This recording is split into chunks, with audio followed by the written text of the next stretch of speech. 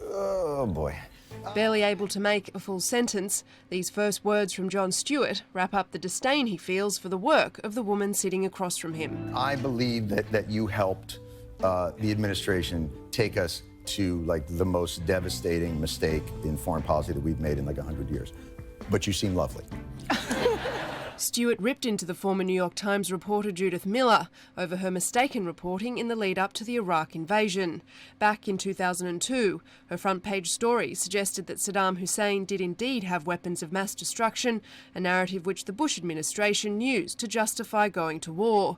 Of course, it was later revealed that the WMDs never existed. The main reason we went into Iraq at the time was we thought he had weapons of mass destruction. It turns out he didn't, but he had the capacity to make weapons of mass destruction. But I also talked about the human suffering in Iraq. But there was prior warning of this fact. Before the invasion, weapons expert David Albright did not believe the intelligence communities had it right about the existence of WMDs, and Miller's reasoning for not quoting him in her article. I think the story got cut for space.